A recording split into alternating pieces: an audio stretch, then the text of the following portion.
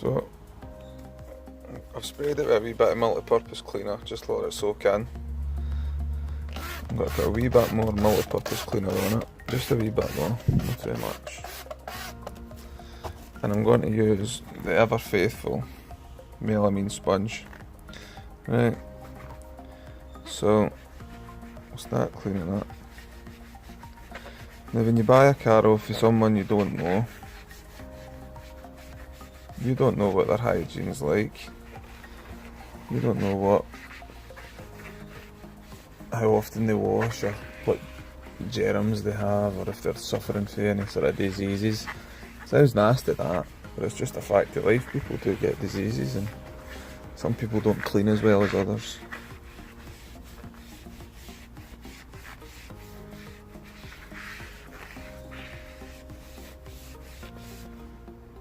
Look at that. That's just one side.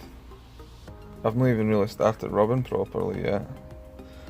Look at the difference there. Look. That is the main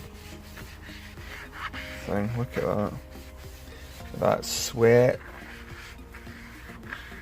Germs where they've had a sneeze and used their hands to cover their mouth. 3-year-old makeup. It's just a haven for bacteria, that steering wheel. That is why you need to clean your wheel. As soon as you buy a used car, that's the first thing you should clean, is the areas that you touch. After the steering wheel and the gear stick, get the seats shampooed, obviously, for obvious reasons. People farting on the seats and stuff. I don't want to be sitting on seats that some other stinkers farted on. Get them cleaned. But we've gone over it all with the G101 with the melamine sponge. I've gave it another coating with the multi-purpose cleaner.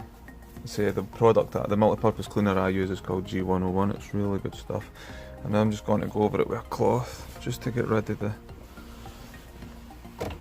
excess that's left over and get all the sort of fascia bits of the steering wheel, the middle bit, buttons and stuff.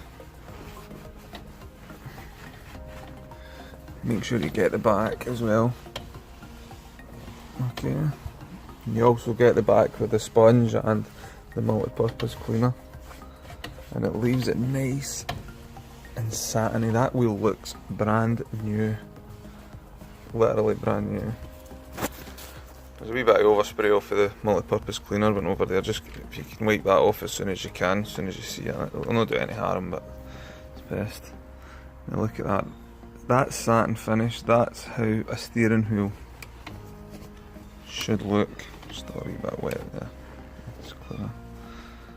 It should look nice and satin. Okay, as you see it, you'll see it's starting to dry now. That is how the steering wheel will look once it's all dry. It shouldn't look shiny. If it's shiny, it's dirty. Okay? As you can see, it's gone just drying it off. It's nice and satiny. There you go. That's perfect. That's where you want your steering wheel to look, and that is a nice clean steering wheel. And that's how you clean a steering wheel. Same deal, exact same deal with a gear knob and the door. Okay, you would shampoo this bit with a shampoo machine, but the main parts, steering wheel, gear knob, that's the first things you should clean when you're doing a car. Don't forget to do the switches.